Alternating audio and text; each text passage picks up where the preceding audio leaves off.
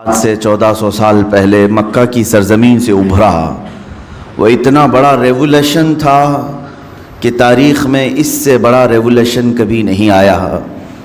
وہ ایک شخصیت تھی 14 صدیوں کے بعد بھی اپنا انفلوئنشن آج بھی اپنا اثر باقی رکھتی ہے۔ رسول پاک صلی اللہ تعالیٰ علیہ وسلم کی آمد مدینہ طیبہ والوں کے لیے بلکہ پورے عالم عرب کے لیے یہ اتنا بڑا انقلاب تھا کہ تاریخ میں ایسا انقلاب دیکھنے کو نہیں ملا۔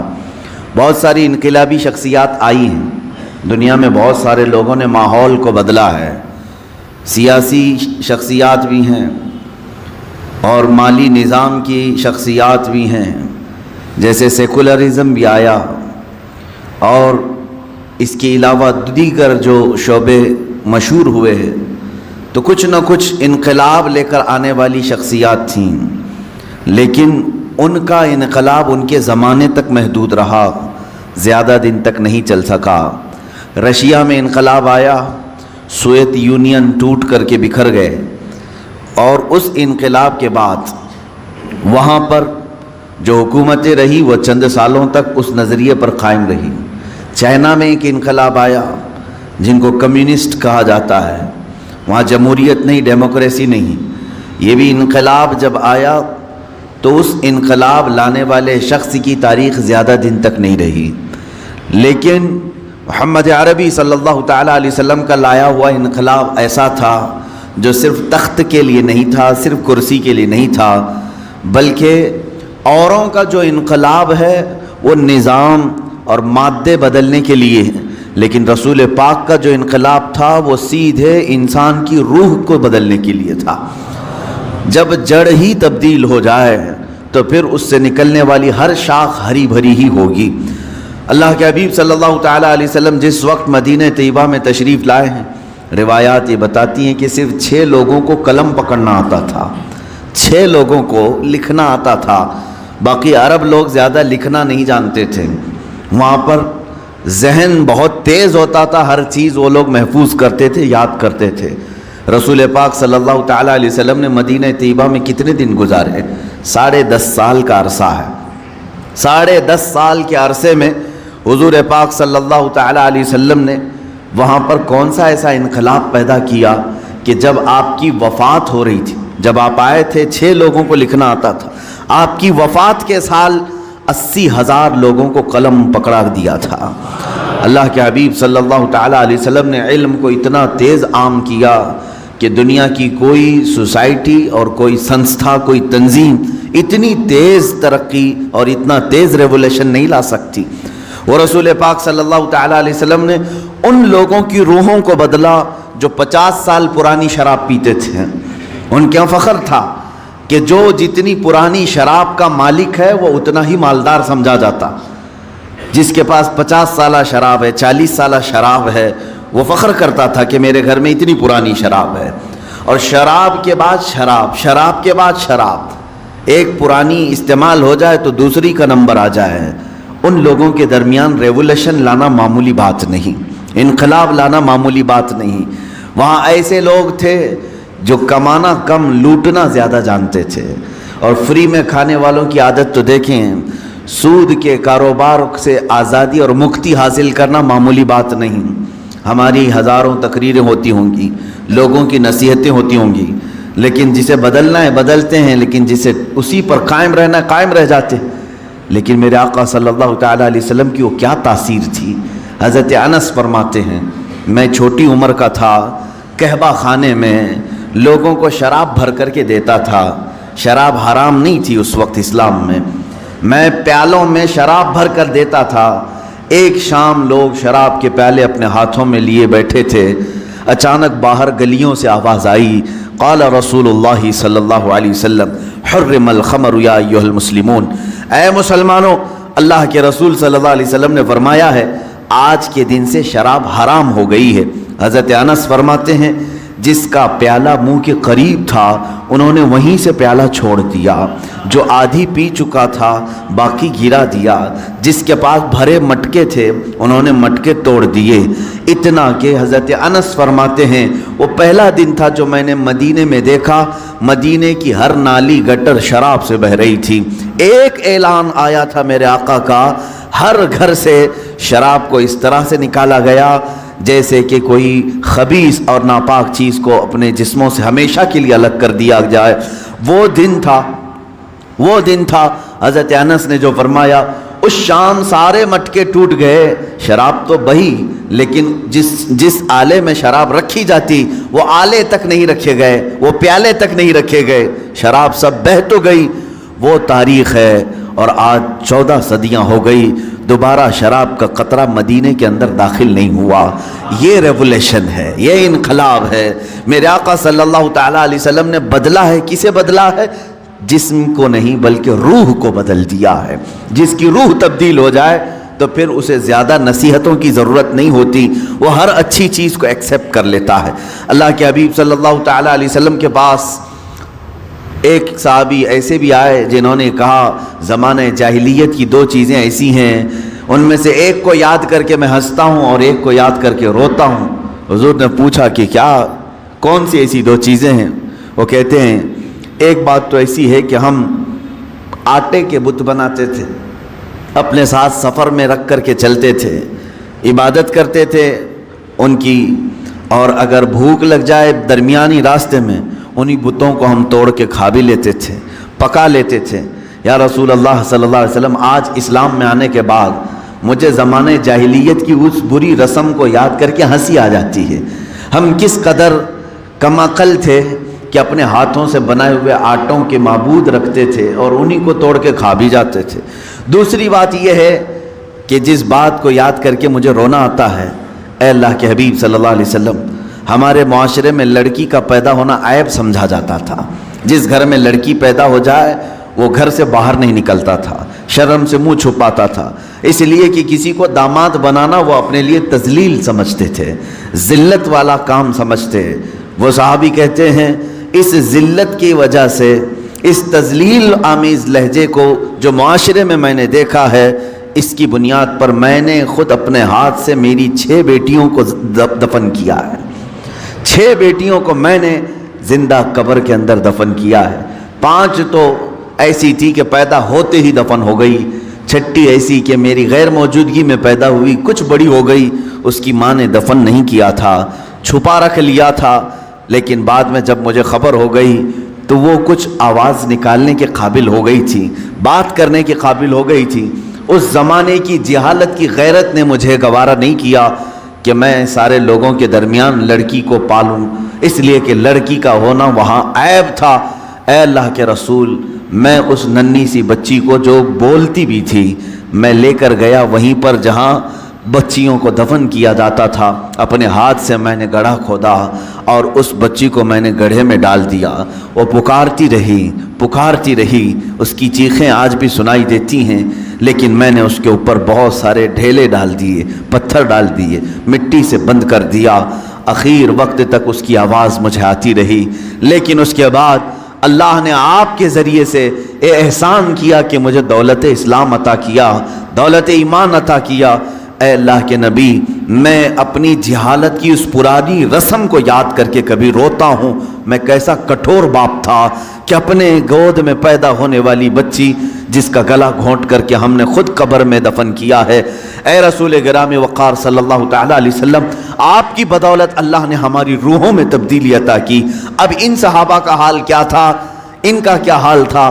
اللہ اکبر۔ ایک صحابی حضور پاک صلی اللہ علیہ وسلم کے زمانے کے بعد ایک خاتون جو مدینے کی یہودی عورت ہے، یمن جانا چاہتی ہے، انہی 2 نوجوان صحابہ کو سیدنا ابو بکر صدیق رضی اللہ تعالیٰ عنہ نے نگراں بنا کر کے بھیج دیا۔ وہ یمن تک چلی گئی خاتون، لیکن ان 2 جوانوں نے سر اٹھا کر اونٹ تک اس عورت کو دیکھا نہیں۔ مدینے سے لے کر یمن تک اس خاتون کو پہنچایا۔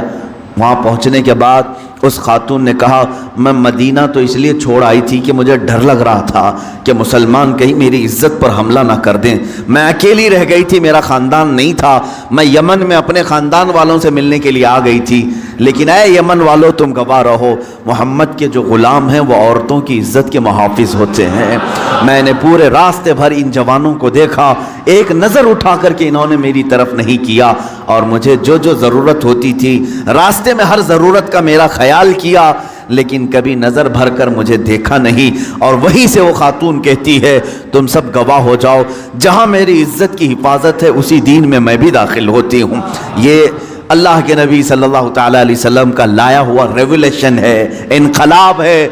मैं चैलेंज करता हूँ, पूरी दुनिया में कोई ऐसी शख्सियत ना आ सकी जो इतना बड़ा इनकलाब लाई हो। मदीना तैयबा में आए हैं हुजूर अकरम सल्लल्लाहु ताला अलैहि वसल्लम, जब चंद सौ की तादाद थी, 200 के करीब मुसलमान थे, लेकिन 10 साल के अंदर, 10.5 साल के अंदर वो रसूल पाक सल्लल्लाहु ताला अलैहि वसल्लम ने इंसानों का एक ऐसा समंदर जमा किया, ऐसा समंदर जमा किया जिनमें से हर एक आसमान का महे कामिल बनकर निकला है।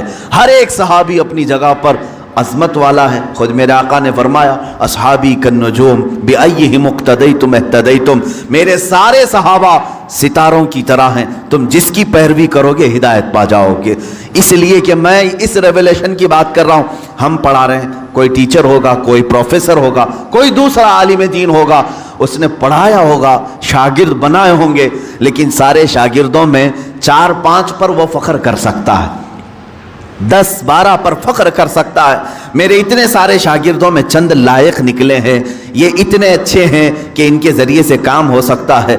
दुनिया का कोई भी उस्ताद प्रोफेसर ले, उसके शागिर्दों में चंद माहिर निकल सकते हैं, चंद काबिल निकल सकते हैं, लेकिन दुनिया का तन्हा वो उस्ताद मोहम्मद रसूलुल्लाह है सल्लल्लाहु ताला अलैहि वसल्लम, जिनके हर शागिर्द को आसमान का सितारा होने की अल्लाह के रसूल ने खुद बशारत अता की है। उनमें से हर एक मिशअले हिदायत है। उनमें से हर एक कितने हैं वो 10.5 साल के अंदर जो 200 सहाबा की मौजूदगी में आए रसूल थे। 200 सहाबा की मौजूदगी में आने वाले वो रसूल जब वफ़ात हो रही है मेरे आका की, उस वक्त 1,20,000 सहाबा मौजूद हैं। 1,20,000 के दिलों के अंदर मौजे मारता हुआ इश्क़ रसूल का समंदर है। रसूल पाक पर जान फिदा करने वाले जज्बे 1-2 के अंदर नहीं, 1,20,000 के अंदर है। मैं पूछता हूँ, वो रेवोल्यूशन कैसा था, वो इनकलाब कैसा था? अल्लाह ताला हमारी ज़ुबानों में वो असर दे कि हम रूहों को तब्दील कर सकें। जिस्म बदलने वाली जमातें बहुत आईं, जिस्म को तब्दील करने वाली बहुत सारी तंजीमें आईं। ऐ अल्लाह हमारे दरमियान वो कोई कायद भेज, ऐसा कोई शेख हो जो मेरे चेहरे को नहीं मेरे दिल को तब्दील कर दे। हमेशा दुआ भी यही करते रहो, इसलिए कि आज ज़माना फितन का ऐसा है कि लोग तुम्हें हर तरह से ऊपर से बदल करके रख सकते हैं। जाहिर सी बात है, डिसिप्लिन के एतबार से हमारे सबके कपड़े एक हो सकते हैं, टोपियाँ एक हो सकती हैं, जूते एक हो सकते हैं, हम ज़ाहिरी ज़ेब व ज़ीनत को संवार तो सकते हैं। दुनिया में हर सोसाइटी, तंजीम, कमेटियाँ, तहरीकें, तंजीमें ये सब कर सकती हैं, लेकिन शायद व बायद कोई ऐसा होगा जो रसूल पाक की दरसगाह का परवरदा होगा, वहाँ का पला हुआ होगा। वो जिस्म हो सकता है न बदले, लेकिन रूह को दिल से बदल देता है। इसलिए कि मेरे आका के पास पढ़ने वाले, बैठने वाले सहाबा में कुछ ऐसे थे जिनके पास सिर्फ एक कपड़ा है, तहबंद है, सिर्फ एक तहबंद है, ऊपर ओढ़ने के लिए चादर तक नहीं। कुछ सहाबा वो हैं जिनके पास 2 लिबास हैं, सिले हुए नहीं, बगैर सिले हुए, जिस तरह एहराम होता है। लेकिन क्या हमारे ये कीमती जुब्बे और हमारी शेरवानियाँ उनकी एक तहबंद के बराबर हो सकती हैं? उनके चादर तक हम पहुँच सकते हैं? वो सादे लिबास में ही रहे। इसलिए कि मेरे आका सल्लल्लाहु ताला अलैहि वसल्लम ने जो रेवोल्यूशन, जो इनकलाब लाया, वो कपड़ों का इनकलाब नहीं था, वो रूह का इनकलाब था, रूह का इनकलाब था। आप देखें, 3 दिन में एक मर्तबा एक खजूर की गुठली चूस कर रहने वाले अबू हुरैरा जब रसूल पाक की बारगाह से निकलते हैं, इल्म का इतना ज़ख़ीरा कि आज शरीयत इस्लामिया के 80 लाख के करीब मसाइल हज़रत अबू हुरैरा से रिवायत किए हुए हैं, हदीसें उनसे रिवायत की हुई हैं। वो अपना घर बार छोड़ करके आने वाले एक सहाबी रसूल, हुजूर के एक एक शागिर्द का ये हाल है। अब्दुल्ला इब्न अब्बास रदी अल्लाह ताला, छोटी उम्र के हैं, अभी हुजूर को ज़्यादा ज़माना उन्होंने नहीं पाया, बचपन में हुजूर पाक सल्लल्लाहु ताला अलैहि वसल्लम के पास रहे। आपकी उम्र गालिबन 12-13 साल थी जब हुजूर वफात पा चुके थे। 13 साल का ये शागिर्द, लेकिन जब कुरान उठाते हैं तो कहते हैं, ऐ लोगों, कुरान का अल्लाह ने मुझे इतना इल्म दिया है कि अगर मेरे ऊंट के गले की रस्सी भी गुम हो जाए मैं कुरान से तलाश कर सकता हूँ, मैं कुरान से ढूंढ सकता हूँ। अल्लाह रब्बुल इज्जत ने इल्म का समंदर अता किया। 13 साल की शागिर्द के अंदर इल्म का वो समंदर, और हैदर कर्रार की बात ना पूछो। मौला अली करमल्लाहु वजहुल करीम हुजूर पाक के वो परवरदा हैं, कुरान पाक तो दूर की बात। हज़रत अली करमल्लाहु वजहुल करीम फरमाते, सिर्फ अगर मैं सूरह फातिहा की तफसीर लिखूं तो तफसीर इतनी ज़्यादा हो जाएगी कि 70 ऊँटों को बोझल करना पड़ जाए, 70 ऊँटों पर ये तफसीर रखनी पड़े, एक सूरह फातिहा की तफसीर। वो रसूल पाक सल्लल्लाहु ताला अलैहि वसल्लम ने इल्म के कौन से ज़ख़ीरे उनके सामने खोले थे, कौन से ख़जाने खोले थे। आज अफसोस इसी बात का, आज की मिलाद में मैं ये कहना चाहूँगा, बड़े अफसोस के साथ मैं कहता हूँ, उस रसूल पाक का सबसे बड़ा इनकलाब इल्म का इनकलाब था, लेकिन 14 सदियों के बाद सबसे ज़्यादा जाहिल उसी रसूल की उम्मत नज़र आ रही है। सबसे ज़्यादा बेपढ़ी लिखी यही कौम नज़र आती है। अनपढ़ों में हमारा शुमार, न लिखने वालों में हमारा शुमार, अक्सर थंब इम्प्रेशन वाले बहुत हमारे दरमियान। ये तो उम्मत मुस्लिमा हुजूर पाक सल्लल्लाहु ताला अलैहि वसल्लम के लाए हुए नक्श पर नहीं है, बल्कि वहाँ तो ये हाल था कि बाहर यूरोप के लोग रसूल पाक के शागिर्दों को देखकर फ़ख्र करते थे। वहाँ का हर बच्चा लिखना पढ़ना जानता है। यूरोप में तो सिर्फ बादशाहों के बच्चे लिखना पढ़ना जानते थे, आम लोगों का तो तालीम का हक भी नहीं था। जो राइट्स ऑफ एजुकेशन होता है यूरोप में ये था ही नहीं, वहाँ सिर्फ और सिर्फ मालदारों के पास था। रसूल पाक सल्लल्लाहु अलैहि वसल्लम ने हर घर को तालीम हासिल करने का हक दिया, बल्कि यूँ फरमाया, तलबुल इल्मी फरीदतुन अला कुल्ली मुस्लिमी व मुस्लिमा, हर मुसलमान मर्द और औरत पर इल्म का हासिल करना फ़र्ज है, फ़र्ज करार दिया। तुम अपनी ज़िंदगी कैसे गुजारोगे, अल्लाह रब्बुल इज़्ज़त की रज़ा कैसे हासिल करोगे, कितनी चीज़ें तुम्हारे लिए हलाल हैं, कितनी चीज़ें तुम्हारे लिए हराम हैं, ये सीखना तुम्हारे ऊपर फ़र्ज है। आज हैरत की बात है, हम में से अगर 1000 हों तो शायद एक इनके बीच में आलिम होगा, या इससे भी कम निस्बत होगी, जो मसाइल जानता हो, लोगों को मसाइल बता सके। वरना अवामुन्नास का हाल तो ये है, इन्हें हराम की तरफ भी बुलाएं तब भी अमल कर ले, हलाल की तरफ बुलाएं तब भी अमल कर ले। हातिबुल लैल उसको कहा गया है, रात में लकड़ियां जमा करने वाले की मिसाल जाहिल की है। जाहिल आदमी रात को लकड़ियां जमा करने वाले की तरह है। हदीस पाक में मिलता है, क्यों?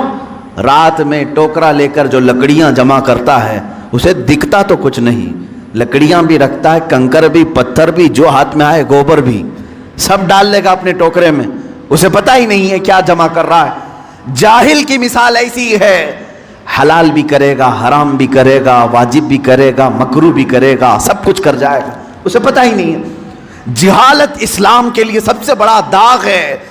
इसलिए आप देखते हैं कभी हुजूर सल्लल्लाहु ताला अलैहि वसल्लम के ज़माने के बाद के ज़माने को दौरे इस्लाम कहते हैं, और उससे पहले वाले ज़माने को दौरे जिहालत कहते हैं। इस्लाम का अपोजिट है दौरे जिहालत।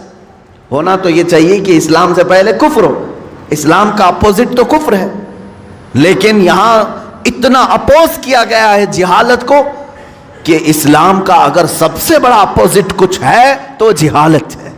न जानना, इल्म का ना होना, ये इस्लाम का बिल्कुल अपोजिट है। उस अपोजिट को तुम अपने सीनों में पाल कर रखे हो। आज बच्चों को तालीम से दूर रखना, अपने घरों को इल्मी माहौल से दूर रखना, यही तो एक वजह है कि जो हमारे मुआशरे में आता है अपना रंग जमाने की कोशिश करता है और जम भी जाता है। वजह सिर्फ और सिर्फ ये जिहालत। अगर तुम शरीयत मुस्तफ़ा सल्लल्लाहु ताला अलैहि वसल्लम के इल्म से बहरामंद हो, आज कौन सी चीज़ ऐसी है जो तुम्हें इल्म हासिल करने से रोकती? कौन सी चीज़ है?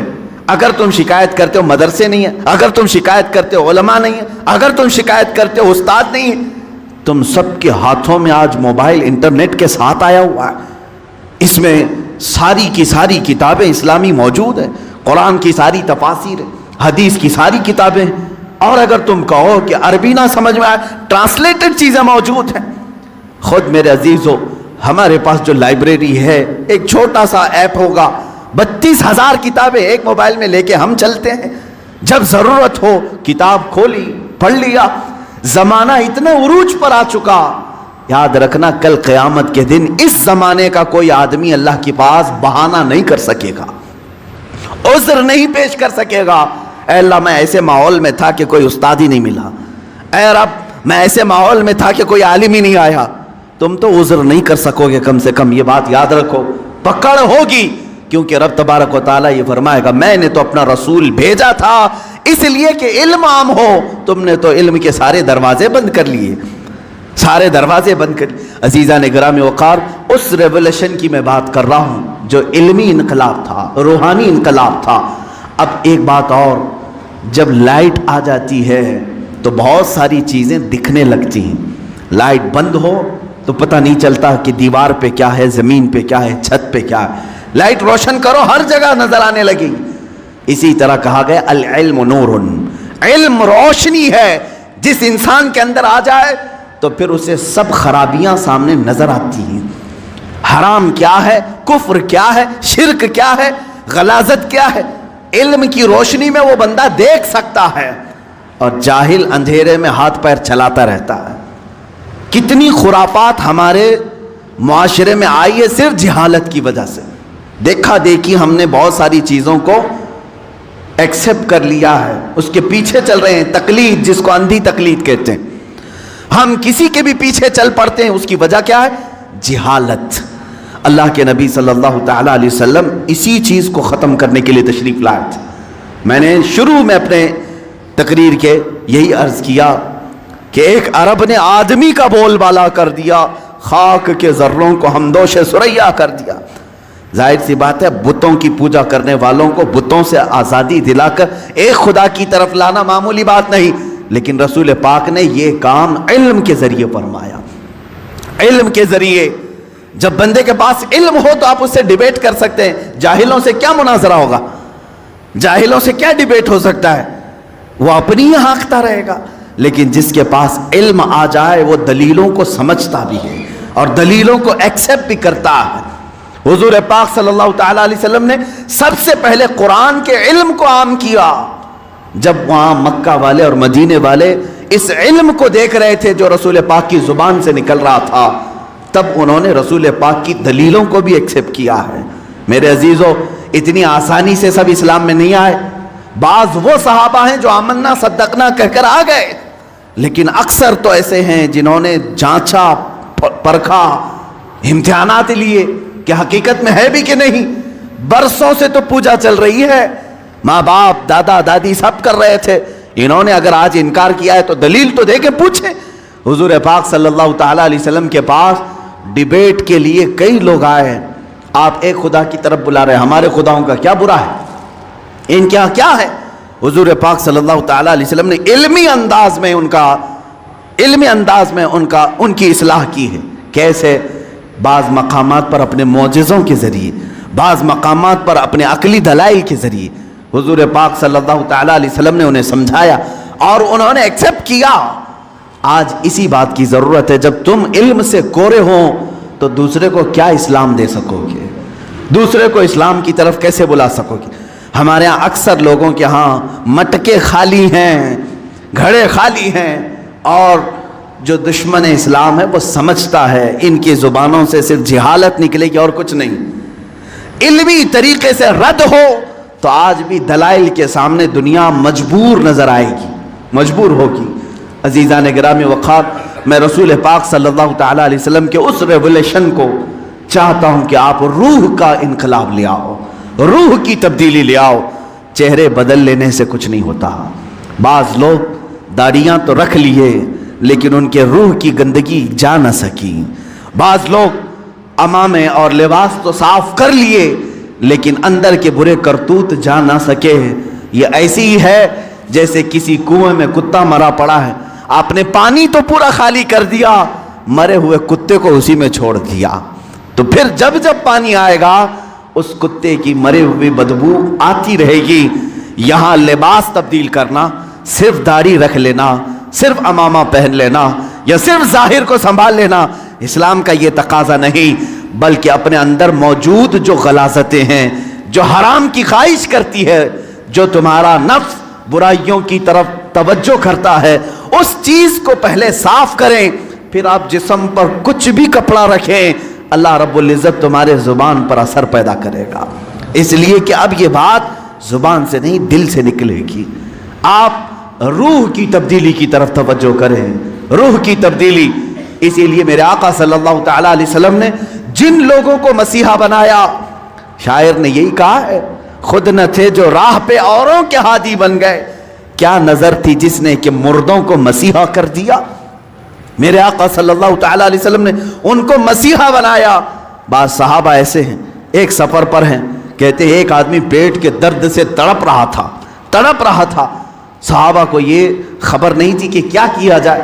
ایک صحابی آگے بڑھے، انہوں نے کچھ پڑھا، اس پر پھونک دیا، اس کو پیٹ کا درد چلا گیا، ختم ہی ہو گیا، صحیح ہو گیا۔ سارے صحابہ نے پوچھا کہ تو کیا حکیم ہے، تو کیا معالج ہے، طبیب ہے، کیا کیا تو نے؟ اس صحابی نے کہا مجھے کچھ سمجھ میں نہیں آ رہا تھا، یہ بڑی تکلیف میں تھا، جس کے ہاں یہ لوگ مہمان تھے، میں نے سورہ فاتحہ کی تلاوت کی اور اس پر پھونک دیا، اس کا پیٹ صحیح ہو گیا۔ لیکن صحابہ ہر چیز کو اس طرح سے نہیں لے لیتے تھے، سارے صحابہ ان کے اوپر جرح کرنے لگے، یہ کام کیا تجھے رسول اللہ نے کرنے کا حکم دیا تھا یا خود سے کیا؟ اس صحابی نے کہا نہیں، حضور نے تو ایسا کچھ کہا نہیں، میں نے خود کیا۔ پکڑ کر لے چلے حضور کی بارگاہ میں، کیا قرآن کی آیتیں پڑھ کر کسی پر پھونک مار سکتے ہیں کہ نہیں؟ یہیں سے اس حدیث سے ہی ثابت ہوتا ہے کہ ہم جو بزرگان دین کے پاس دم کرانے کے لیے جاتے ہیں، وہ صحابہ آئے، کہا اے اللہ کے نبی صلی اللہ علیہ وسلم، آپ کے اس صحابی نے آج ایک عجیب و غریب عمل کیا۔ کہا کیا کیا؟ ایک شخص کا پیٹ شدت سے درد کر رہا تھا، انہوں نے سورہ فاتحہ پڑھ کر کے اس پر دم کر دیا۔ حضور مسکرائے اور فرمایا کیا تمہیں معلوم نہیں سورہ فاتحہ کا ایک نام سورہ شفا بھی ہے؟ سورہ فاتحہ کا ایک نام سورہ شفا بھی ہے۔ میرے صحابی نے جو کیا بالکل صحیح کیا۔ عزیزان گرامی وقار، سورہ فاتحہ آپ بھی پڑھے ہیں، بہت سارے لوگ پڑھیں، پھونک ماریں، کتنوں کا درد جائے گا۔ یہاں کیا ہے؟ زبان کی تاثیر ہے۔ جب دل اندر سے پاک ہو، زبان سے جو نکلے وہ اثر رکھتا ہے۔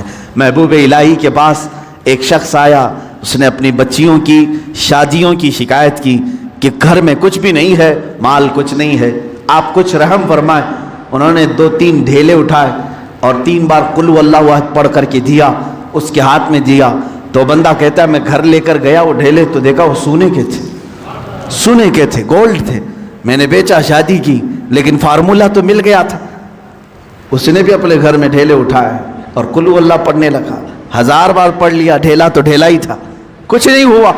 دوسرے دن وہ آیا محبوب الہی کے پاس، کہا آپ نے اس دن مجھے جو دیا تھا کیا پڑھ کے دیا تھا؟ کہا قل هو اللہ پڑھ کے دیا تھا۔ کہا میں کتنی مرتبہ آپ نے پڑھا تھا شیخ محترم؟ محبوب الہی نے کہا 3 بار پڑھا تھا۔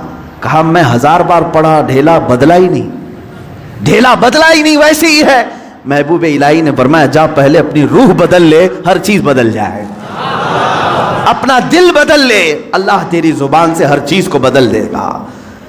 آپ کی تاثیر جو ختم ہوگی تو روح کے بدلنے سے، آپ نے اپنی روح کو اور اپنے قلب کو غلاظتوں میں اگر رکھا ہے تو زبان کی تاثیر ختم ہو جاتی۔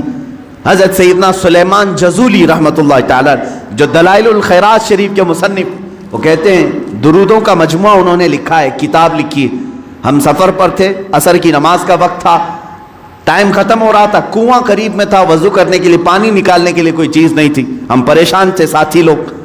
ایک چھوٹی سی 10 سال کی بچی آئی، اس سے کہا بیٹا تمہارا گھر قریب ہے تو بکیٹ کچھ لے آؤ، ڈول لے آؤ، پانی نکال کر ہم وضو کرنا چاہتے ہیں۔ اس لڑکی نے کہا پانی چاہیے آپ کو۔ وہ گئی اس کنویں کے پاس کھڑی ہو کر اپنا تھوک ڈال دی، تھوک دیا اس نے، اور پانی جوش مار کر اوپر آیا۔ ان لوگوں نے وضو کیا۔ سلیمان جزولی فرماتے ہیں میں نے بچی کو روک لیا، بیٹا رک جا، ہم نماز پڑھیں گے، بعد میں تجھ سے بات کریں گے۔ نماز کے بعد انہوں نے کہا اللہ کا واسطہ دیتا ہوں، کون سا وظیفہ کرتی ہوں؟ कौन सा अमल करती हो? तुम्हारे थूक से कुएं का पानी ऊपर तक कैसे आया? वो बच्ची क्या कहती है, कोई वजीफा नहीं, मेरे बाप नेक है, उन्होंने सिर्फ इतनी तरबियत की है कि बेटा झूठ कभी नहीं बोलना, हराम कभी नहीं खाना, झूठ कभी ना बोलना, हराम कभी ना खाना। इन दो चीज़ों पर हमारा अमल है, अल्लाह रब्बुल इज़्ज़त ने ज़ुबान में असर रखा है। अज़ीज़ान इकरामी, ये करामात की दुनिया है, लेकिन मैं आपसे ये कहूँगा, करामात बाज़ औलिया को दी गई हैं, हर एक के लिए नहीं, लेकिन तुम्हारे लिए सबसे बड़ी करामत ये है कि कुएं का पानी बाहर आ जाए, समंदर का पानी हट जाए, ये करामात अलग हैं।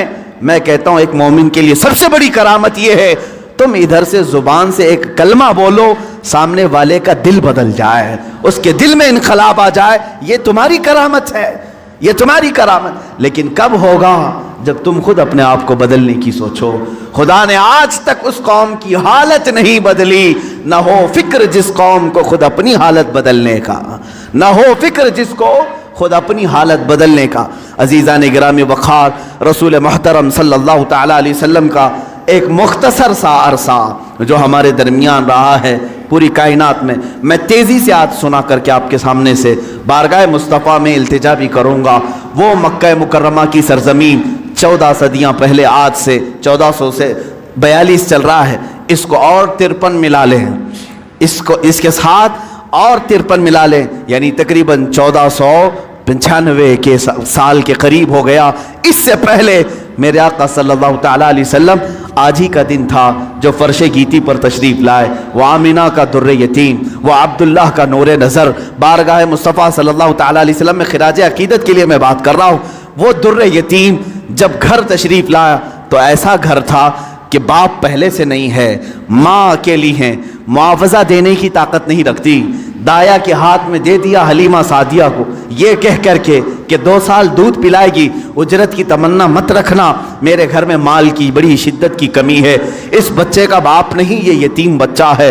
हलीमा सादिया ले गई, लेकिन बरक़ात पे बरक़ात उन्होंने देखा है। रसूल पाक को अपने गोद में खिलाया। हलीमा सादिया कहती हैं ये आम बच्चा नहीं था, इनके आते ही बनु साद की सारी बकरियों के थन दूध से भर चुके थे और सारे बच्चे हुजूर पाक सल्लल्लाहु तआला अलैहि वसल्लम को देखने के लिए आते थे। हत्ता कि हलीमा सादिया की बेटी शैमा कहती हैं, शैमा क्या कहती हैं कि हमारे कबीले में, हमारे मोहल्ले में रिवाज था, रात के वक्त या शाम के वक्त सारी लड़कियां जो उनके उम्र की थीं, शैमा के उम्र की थी, वो कहती हैं अपने अपने छोटे भाइयों को, जिसका भाई होता लेकर के आती थी, कंपटीशन चलता था। बहन अपने भाई को दिखाकर कहती किसका भाई ज्यादा खूबसूरत है। हर खातून, हर बहन अपने छोटे भाई की गोद में लाकर उसके नाक नक्शे बयान करती, अरे मेरे भाई की तो पेशानी बड़ी चौड़ी है, ये खूबसूरती की अलामत है। कोई कहती मेरे भाई की तो आंखें बड़ी झील जैसी हैं और ये बड़ा खूबसूरत है। हर खातून, हर बहन गोद में लिए हुए बच्चे को अपने भाई पर फख्र करती। और हज़रत शैमा कहती हैं जब इस मजमे में मैं मेरे भाई मोहम्मद को लेकर के आती, अल्लाह अल्लाह, वो कहती हैं सारी मेरी सहेलियां उठ खड़ी होती, कहती शैमा तेरे भाई के साथ हमारे भाइयों का मुकाबला नहीं, यह हमारा आपस का मुकाबला है, यह हमारा आपस का कंपटीशन है, तू कभी मोहम्मद को हमारे दरमियान ना ला, इसलिए कि इसके मुकाबिल में 14वीं का चांद भी शर्मा जाता है। यह बनु साद की खवातीन का कहना है। हज़रत शैमा कहती हैं उस मुकाबिल में मैं कभी रसूल पाक को ले जाती तो वो एक्सेप्ट नहीं करती, कहती कि शैमा तेरे भाई के साथ हमारे भाइयों का मुकाबला नहीं। वह अहसनु मिन कलम तरक़त आइनी व अजमलु मिन कलम तलिदिन निसाउ, या रसूल अल्लाह आपसे ज्यादा हसीन मेरी आंखों ने देखा नहीं, आपसे ज्यादा जमील किसी माँ ने जना नहीं। वो 2 साल की उम्र पाक में हलीमा सादिया दौड़ती हुई वापस मक्का ले आई और हज़रत आमिना से कहा मैंने 2 साल का अरसा आपसे मांगा था, लेकिन 6 महीने और बढ़ा करके दे दो, उजरत भी नहीं चाहिए, मुआवजा भी नहीं चाहिए। लेकिन हज़रत बीबी आमिना ने अपने पास अपने साहबजादे को रख लिया। 2 साल के अरसे में घर में कितने अफराद हैं, कौन है? बाप नहीं है, दादा है अब्दुल मुत्तलिब, वो भी बुढ़ापे को पहुंचे हुए हैं। रसूल पाक सल्लल्लाहु तआला अलैहि वसल्लम अपने दादा की सरपरस्ती में हैं। 6 साल की उम्र में अपनी माँ के साथ ननिहाल का सफ़र किया, मदीना का सफ़र किया। उस वक्त जो यसरब था वो हुजूर का ननिहाल भी है, नानी का घर है। हज़रत आमना के साथ गए 6 साल की उम्र में। जब हज़रत अब्दुल्ला की एक कनीज़ उम्मे ऐमन साथ में है, कोई नहीं, 3 लोगों का ये काफ़िला पैदल मक्का से मदीना गया है। मदीना से वापसी हो रही है। मकाम अबवा में बीबी आमिना बीमार हुई। बीबी आमिना सलामुल्लाह अलैहा इतनी शिद्दत से बीमार हुई कि वो चल फिर नहीं सकती थी। उसी रास्ते में वो रह गई और उसके बाद अपने नूरे नज़र को करीब बुलाया और कहा, ए मोहम्मद मेरी आखिरी सांसें हैं। 6 साल की उम्र पाक में रसूल पाक सल्लल्लाहु अलैहि वसल्लम ने अपनी माँ की आंखें बंद की और उनकी रूह कब्ज़े उनसरी से परवास की। वो 6 साल की उम्र में अपनी मुक़द्दस माँ का जिस्म मुबारका उठाते हैं, कब्र में दफन भी करते हैं और अपने वालिद की कनीज़ के साथ वापस मक्का आते हैं। अब कौन था इस मोहम्मद अरबी के साथ? न बाप है न माँ है, वो दुर्रे यतीम, पूरी कायनात के यतीमों का आका बना है, पूरे यतीमों का मावा व मलजा बना है। लेकिन अल्लाह ने उसे दुर्रे यतीम पैदा किया। जब 8 साल की उम्र हुई, दादा का भी इंतकाल हो गया, अब्दुल मुत्तलिब भी दुनिया से चले गए। अब कौन था सिवाय एक चचा के, अबू तालिब के? अब कोई नहीं था। आपकी सरपरस्ती में रहे। जहाँ तक बात आती है अबू तालिब की, मैं कहूँगा बड़े अदब के साथ, ए लोगों, इस इख्तिलाफी मसले में कभी भी तीर मारने की कोशिश ना करना। बाज़ लोग अबू तालिब के कुफ्र के मुतालिक इसरार करते हैं कि वो काफिर थे, बाज़ लोग ईमान के मुतालिक, लेकिन जो हकीकत है वो अल्लाह के हवाले करो, अल्लाह के हवाले करो। रसूल पाक सल्लल्लाहु ताला अलैहि वसल्लम को उन्होंने जान से ज़्यादा तरबियत की है। यहाँ तक कि मक्का वालों से उन्होंने कहा था, जब रसूल पाक ने ऐलान नबुव्वत किया था, अबू जहल, उतबा, शैबा सब ने आकर कहा, अबू तालिब अगर ये तेरी निगरानी में ना रहे तो हम इसका कुछ से कुछ कर दें, तो मोहम्मद हमारे हवाले कर दे।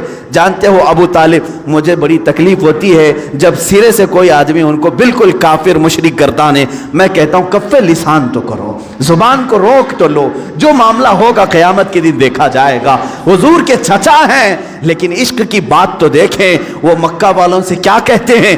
कोई मोहब्बत करने वाला ही ये जुमले कह सकता है। मक्का वालों से उन्होंने कहा, ऐ मक्का वालों सुन लो, तुम अगर मेरे एक हाथ में चांद रख दो, दूसरे हाथ में सूरज रख दो, तब भी मैं मोहम्मद तुम्हारे हवाले नहीं कर सकता।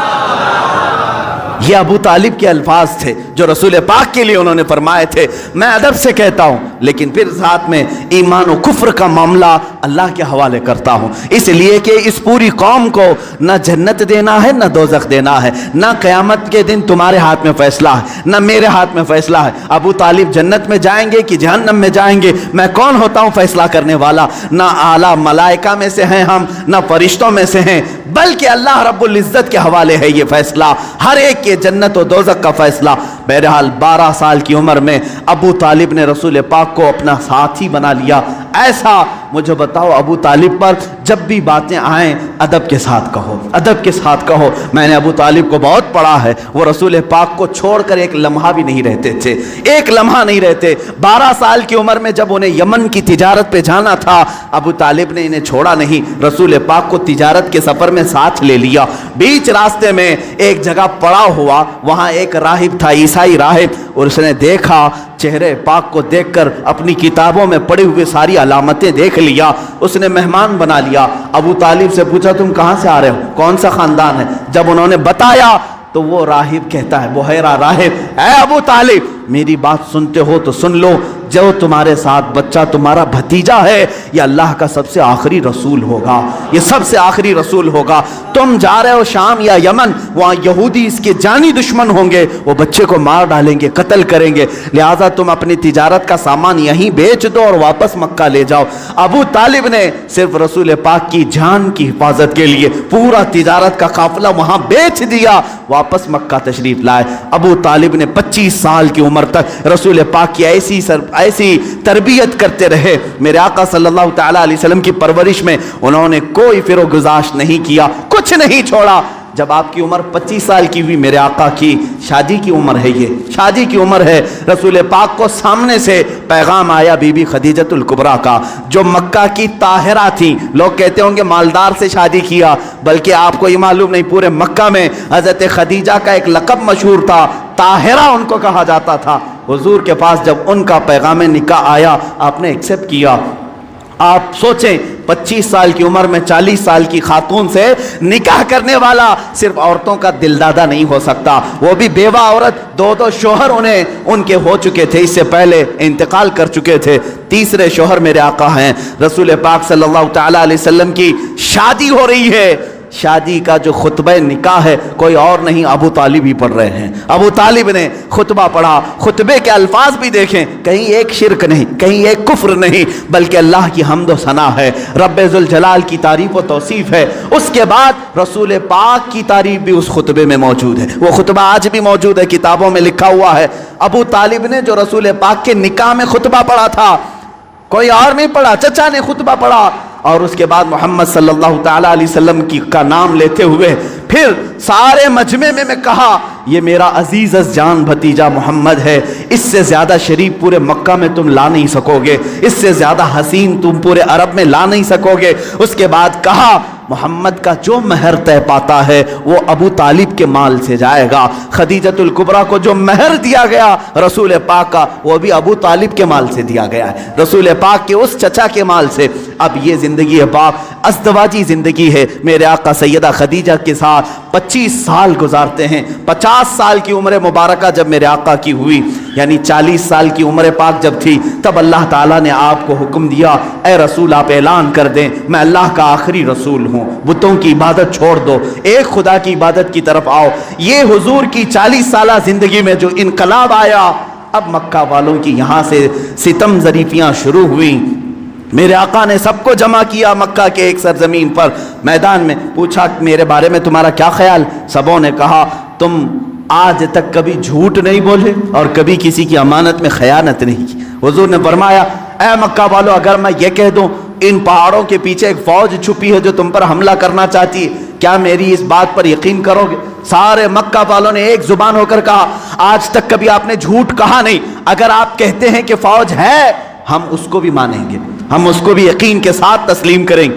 हुजूर ने फरमाया, जब मेरी बातों पर इतना तुम्हें यकीन है तो सुनो, मैं तुम्हें कहता हूं, अल्लाह एक है, खुदा एक है, माबूद एक है, मसजूद एक है, हर एक के सामने सर झुकाना ये तुम्हें ज़ेब नहीं देता, और मैं मोहम्मद अल्लाह का आखिरी रसूल हूँ, उसकी तरफ से अखलाकी तालीमात ले आया हूँ, तुम्हारी रूहों का बदलने आया हूँ। जब मेरे आका ने फरमाया, सारे मक्का वाले नाराज़ हुए, सिवाय हज़रत अली करमल्लाहु वजहुल करीम के कोई उस मैदान में ईमान लाने वाला नहीं था। हुजूर पाक सल्लल्लाहु अलैहि वसल्लम की दावत की इब्तिदा सिर्फ 2 लोगों से शुरू हुई, एक हज़रत अली से, दूसरे हज़रत खदीजा से। कभी नाउमीद मत हो, अपनी दावत असर कितना रखती है ये अल्लाह के ऊपर छोड़ो, बोलना सीखो, आज नहीं से आज ना सही, कल मौला ताला तुम्हारी इस दी हुई दावत को पाए तकमील तक जरूर पहुंचाएगा। 2 लोगों से दावत शुरू हुई, एक अली से, एक खदीजा से, लेकिन वो दावत आज कहां को पहुंची है?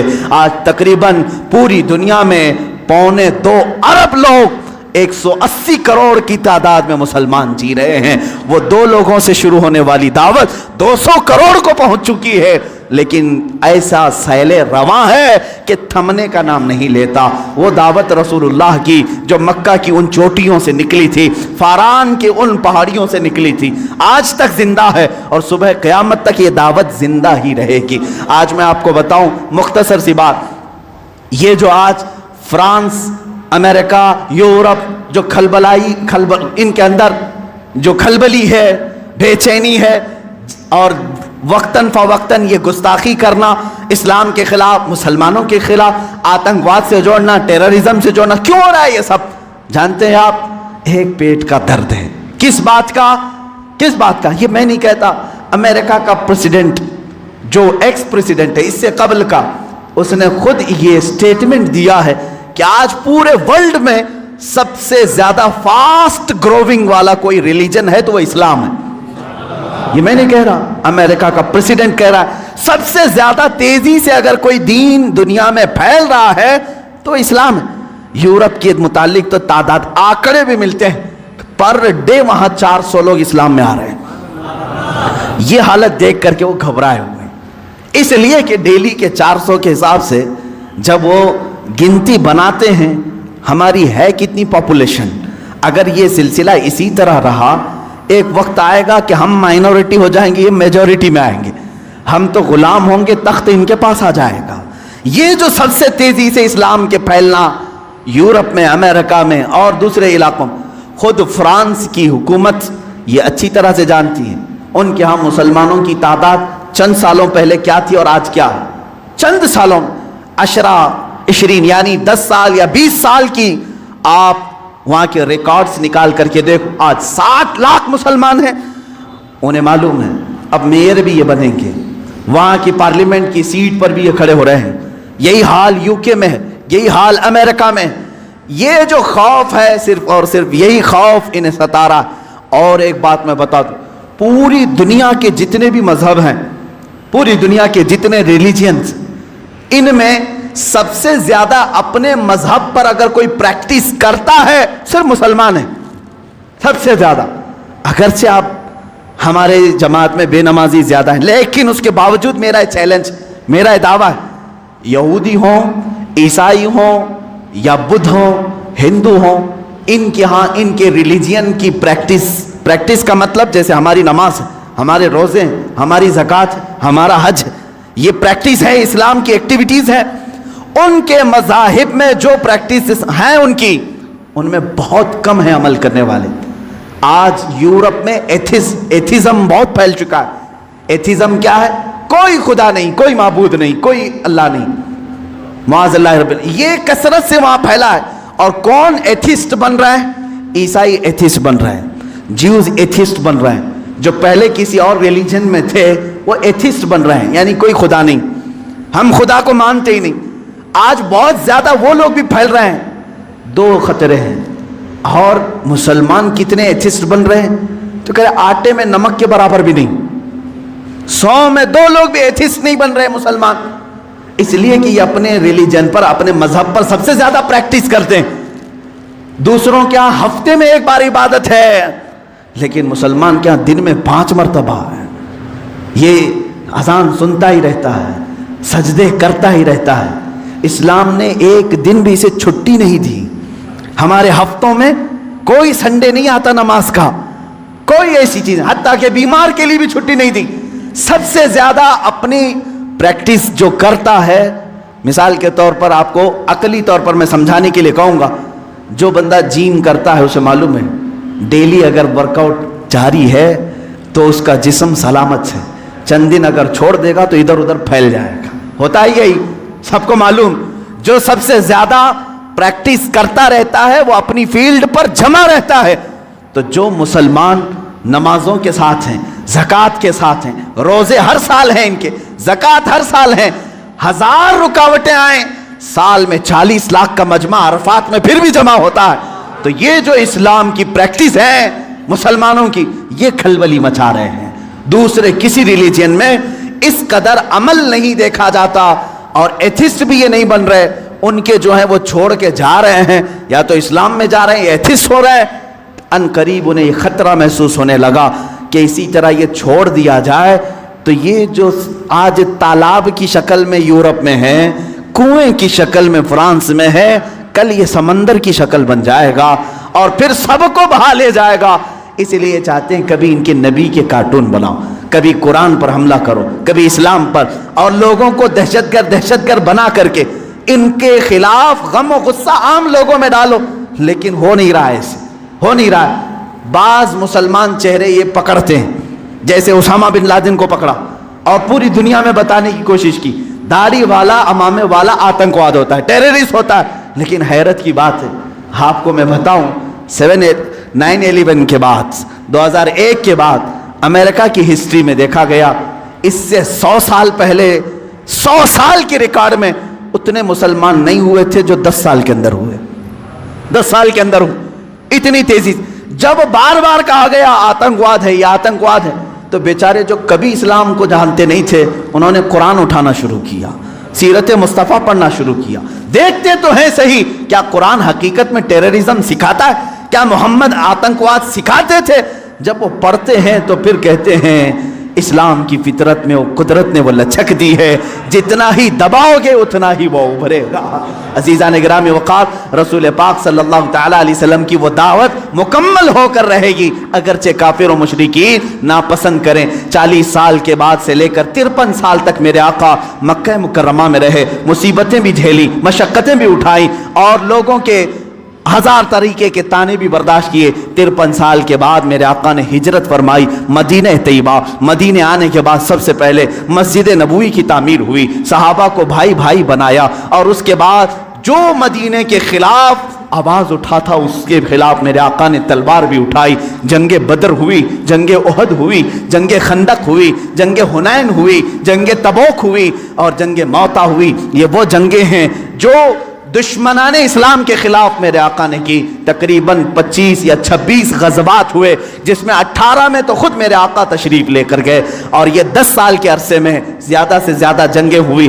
جو رسول مکہ چھوڑ کر نکلے تھے رات کی تاریکی میں، 2 لوگ، ابو بکر صدیق اور رسول محترم صلی اللہ تعالیٰ علیہ وسلم، 2 لوگ نکلے تھے۔ 6 سال گزرے تھے، 6 سال مدینے میں، 7ویں سال وہی رسول، وہی صدیق اکبر مکہ کی طرف واپس آ رہے ہیں، حج کرنے، عمرہ کرنے کی نیت سے۔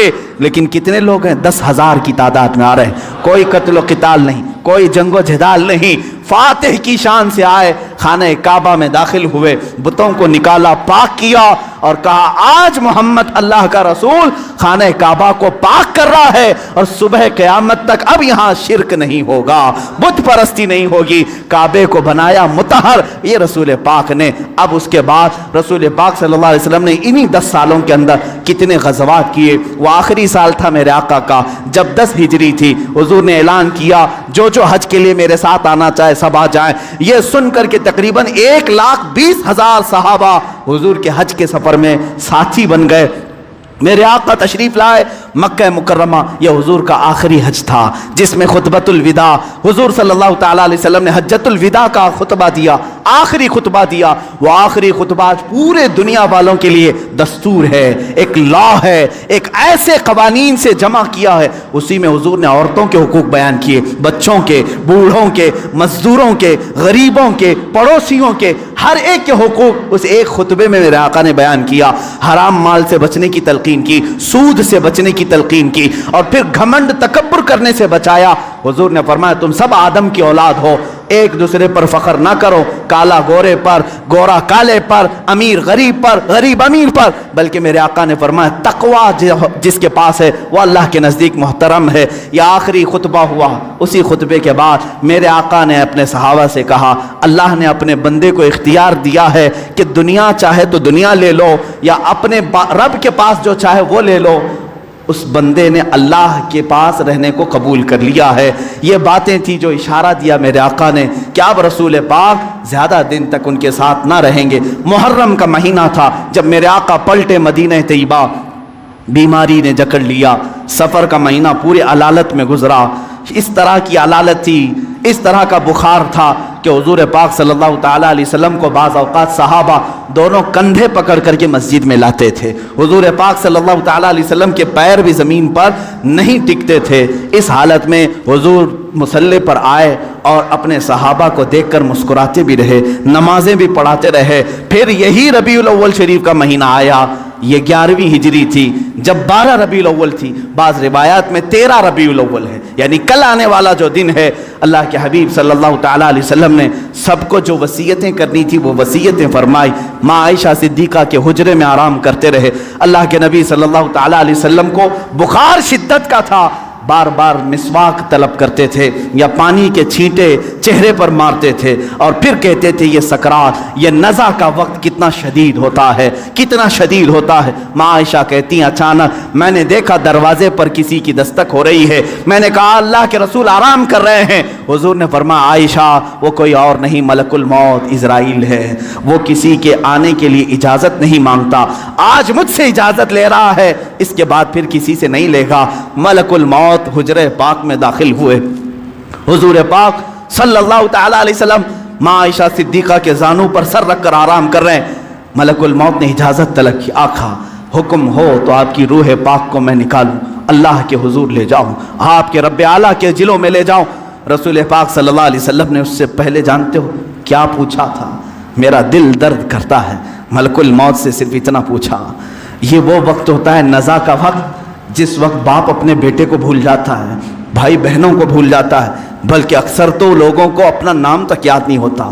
سکرات کے وقت جاؤ لوگوں کے بستروں کے پاس، ہم کلمہ پڑھاتے رہتے ہیں، کلمہ آتا نہیں، لوگ بول نہیں پاتے، یہ وہ حالت ہوتی ہے نزا کی۔ لیکن اس وقت میرے آقا صلی اللہ علیہ وسلم ملک الموت سے یوں کہتے ہیں، اے اسرائیل، یہ جو نزا کا درد ہے، کیا یہ درد میری امت کو بھی دیا جائے گا؟ کیا یہ سکرات کا درد میری امت کو بھی دیا جائے گا؟ ملک الموت نے کہا موت سے پہلے ہر ایک کو سکرات سے گزارا جائے گا۔ میرے آقا رو پڑے، واہ امتی ہی، واہ امتی ہی، اے اللہ میری امت، اے اللہ میری امت، کیا وہ نزا اور سکرات کو برداشت کر پائے گی؟ رب تعالیٰ نے حکم دیا، اے حبیب آپ غم نہ کریں، آپ اپنے امتیوں کو یہ بشارت دیں کہ جو ہر نماز کے بعد آیت الکرسی پڑھتا رہے ہیں وہ دنیا میں رہے گا، اس کی روح اللہ فرماتا ہے میں خود قبض کروں گا، اسے احساس نہ ہو۔ رسول پاک صلی اللہ تعالیٰ علیہ وسلم حضرت عائشہ سے بات کر ہی رہے تھے، آخری جملے میرے آقا کے، الصلاۃ الصلاۃ، نماز نماز، اور تمہارے ہاتھوں کے نیچے جو مزدور ہیں ان کا خیال کرو، اتنا کہا اور حضور پاک نے ہمیشہ کے لیے اپنی آنکھیں بند کر لی۔ میرے آقا کے لبھائے مبارک بند ہو چکے تھے۔ حضرت عائشہ کہتی ہیں میں بات کرتی رہی، میں بات کرتی رہی، میں یہ سوچ رہی تھی کہ حضور اب بولیں گے، تب بولیں گے۔ کافی انتظار کے بعد بھی حضور بول نہیں رہے تھے۔ اب وہ کبھی نہیں بولنے والے تھے ظاہری الفاظ سے۔ اچانک ابو بکر صدیق حجرے میں آئے، حضرت عائشہ باتیں کر رہی تھی، حضرت ابو بکر صدیق نے دیکھا، پیشانی مبارکہ کو بوسہ دیا اور انا للہ و انا الیہ راجعون پڑھا۔ حضرت عائشہ نے پوچھا کیا ہوا بجا؟ کہا بیٹی تجھے معلوم نہیں، تمہارے سرتاج، تمہارے رفیق حیات، ہم سب کے آقا و مولا اپنے رب اعلیٰ کے حضور جا چکے۔ حضرت عائشہ کہتی ہیں پہلی مرتبہ میں نے کسی کو اپنے سامنے روح قبض ہوتے دیکھا، میں تو یہ محسوس کر رہی تھی کہ حضور بخار کی وجہ سے چپ ہیں، پھر بولیں گے۔ سیدہ کائنات فاطمۃ الزہرا سلام اللہ علیہا آئی، وہ خاندان میں تنہا باقی تھیں، حضور کی ساری اولاد ان کے سامنے فوت ہو چکی تھی، حضرت فاطمہ اکیلی رہ گئی تھی۔ حضرت فاطمہ نے حضور پاک کے جسم ناز کو دیکھا تو کہا اے بار الہ، زندگی میں آج سے پہلے یا آج کے بعد اس سے زیادہ کٹھن دن مجھ پر کبھی نہیں آیا، فاطمہ پر اس سے زیادہ بوجھل دن کبھی نہیں آیا۔ جب فاطمہ نے اپنے عزیز از جان باپ کو اپنے سامنے موت کی آغوش میں دیکھ رہی ہے، رسول پاک صلی اللہ تعالیٰ علیہ وسلم کے صحابہ نے میرے آقا صلی اللہ تعالیٰ علیہ وسلم کی ایک بعد دیگر زیارت کی، صحابہ کی کیا کیفیت رہی ہوئی۔ 14 صدیوں کے بعد آج ہم روتے ہیں میرے آقا کی وفات کو سن کر۔ وہ آفتاب عالم ہمارے درمیان سے روپوش ہوا، وہ مہتاب رسالت غروب اگرچہ ہوا، لیکن آج بھی جب واقعات سنتے ہیں تو روتے ہیں۔ صحابہ کی کیا کیفیت رہی ہوئی؟ یہی کیفیت تھی۔ حضرت عثمان تو کسی سے بات کرنا ہی چھوڑ چکے تھے، انہیں کوئی اٹھاتا تو اٹھتے نہیں، بٹھاتا تو بیٹھتے نہیں۔ حضرت عمر کا حال یہ تھا کہ وہ ننگی تلوار نکال کر کہتے خبردار، اگر کوئی کہہ دیا کہ میرا رسول انتقال کر گیا میں اس کی گردن اڑا دوں گا۔ میرے حبیب کا انتقال نہیں ہوا، وہ اپنے رب سے ملنے کے لیے گئے، واپس آئیں گے۔ حضرت عمر مدینے میں اس طرح گھوم رہے تھے۔ عزیزان گرامی وقار، رسول پاک صلی اللہ تعالیٰ علیہ وسلم پیر کے دن انتقال فرمائے اور بدھ کے دن تک آپ کا جسم مقدس رکھا گیا، جماعتیں آتی رہیں، پڑھتی رہیں، ملائکہ نے جنازہ پڑھا۔ بدھ کے دن میرے آقا صلی اللہ تعالیٰ علیہ وسلم کو صحابہ نے اٹھایا اور اسی حجرے میں جہاں ماں عائشہ صدیقہ کا گھر تھا، حضور پاک صلی اللہ علیہ وسلم کی قبر مبارکہ کھودی گئی، لحد بنائی گئی جو ایل شیپ میں ہوتی ہے، حضور کو پسند تھی، لحد مبارکہ میں رکھا گیا۔ اترنے والوں میں حضرت علی بھی تھے، حضرت عباس بھی تھے۔ فرماتے ہیں جب قبر مبارک میں آخری مرتبہ رکھا گیا، صحابہ کا مجمع تھا، بھیڑ تھی، ایک آخری نظر اس آفتاب رسالت پر ڈال لیں، لیکن اچانک لوگوں نے دیکھا قبر کی تختیاں بند کرنے سے پہلے رسول پاک کے ہونٹ ہل رہے تھے۔ حضرت عباس کہتے میں نے کان لگایا، اس وقت رسول پاک کہہ رہے تھے امتی امتی۔ रब इग़फ़िर लि उम्मती फ़इन्नहुम ला यअलमून, ऐ मौला मेरी उम्मत को माफ़ कर दे, वो मुझे नहीं पहचानती। ऐ अल्लाह मेरी उम्मत को माफ़ कर दे, वो मुझे नहीं पहचानती। ये आखिरी जुमले कब्र अनवर में रखने के बाद रसूल पाक के हैं, ऐ उम्मतियों, क्या हमने रसूल पाक का हक अदा किया है? क्या हमने उनको साल में एक मरतबा याद करके ये सोचा कि उनको के रात के खड़ी हुई इबादतों का हमने सिला दे दिया? कभी नहीं हो सकेगा, कभी नहीं हो सकेगा। कब्र मुबारका बंद कर दी गई, हमेशा के लिए बंद हो गई, लेकिन लहद का वो टुकड़ा अर्श आज़म से भी अफजल बना। नफस गुम करदा मी आयत जुनेदो बायसीदी जा, वो कब्र अथर आज भी हम मुसलमानों के रूह की ठंडक है। वो हरा गुंबद जो रसूल पाक के मस्कन के ऊपर अपनी जगमगाहट बिखेर रहा है, वो करोड़ों आशिकों की आंखों का तारा बना हुआ है, हमारे दिल का सुकून है। ऐ मेरे अजीजों, आज हम जिएंगे तो इसी उम्मीद के साथ, इसी आस के साथ। मेरे आका ने आखिरी वक्त ये भी फरमाया था, जो जिससे मोहब्बत करेगा दुनिया में, क़यामत के दिन उसी के साथ उठाया जाएगा। अगर तुम आज अपने नबी पर जान और माल, अपने माँ बाप फिदा करने की बात करते हो, खौफ न करो, कल हम उठाए जाएंगे तो हमारे आका के साथ उठाए जाएंगे, हमारे रसूल के साथ उठाए जाएंगे। लेकिन जो लोग मगरिब के दिलदादा हैं और दूसरों की कैरेक्टर को अपना करके अपने आप को तबाह बर्बाद किए हैं, उनको मुबारक हो, वो उन्हीं लोगों के साथ उठाए जाएंगे जो फिरौन, हामान, शद्दाद, कारून, अबू जहल, अबू लहब, इन गुस्ताखों के साथ उठाए जाएंगे। अल्लाह रब्बुल इज़्ज़त मेरे रसूल की ज़िंदगी पाक को जब तक रखा 63 साल, वो रहमत थे, और आपकी वफात भी उम्मत के लिए रहमत ही है, रहमत ही है। और अल्लाह ताला उनकी बरकत से उम्मत को अजाब देने से महफूज रखा है। मेरे अजीज़ों में पैदाइश से लेकर मेरे आका की वफात तक की बातें सिर्फ मुख्तसर से एक वक्त में घेरा, लेकिन हुजूर पाक की हकीकत तो ये है, ला युमकिनु सनाउ कमा काना हक़्क़ुहु, बादस खुदा बुजुर्ग तू ही किस्सा मुख्तसर, आपकी सना तो मुमकिन ही नहीं है या रसूल अल्लाह। हासिल कलाम ये है, खुदा के बाद अगर कोई मर्तबा है, आका वो आपका मर्तबा है या रसूल अल्लाह। आपके दरबार में मैं ये आखिरी अल्फाज ये कहता हूँ, आज की मीलाद के दिन सरवर कहूँ कि मालिक व मौला कहूँ तुझे, बाग़े खलील का गुले ज़ैबा कहूँ तुझे, अल्लाह रे तेरे जिस्म मुनव्वर की ताबिशें, ऐ जाने जा मैं जाने तजल्ला कहूँ तुझे या रसूल अल्लाह। तेरे तो बस ऐबे तनाही से हैं बरी, हैरान हूँ मेरे शाह मैं क्या क्या कहूँ तुझे, लेकिन रज़ा ने ख़त्मे सुखन इस पे कर दिया, खालिक का बंदा खल्क का आका कहूँ तुझे या रसूल अल्लाह। इस फ़ख्र के साथ मैं जीता हूँ, हश्र तक डालेंगे हम पैदाइश मौला की धूम, मिस्ल फारस नजद के किले गिराते जाएंगे, खाक हो जाएं अदू, खाक हो जाएं दुश्मन जल कर, मगर हम तो रज़ा दम में जब तक दम है जिक्र उनका सुनाते जाएंगे। व आखिरु दावाना अनिल हम्दुलिल्लाहि रब्बिल आलमीन।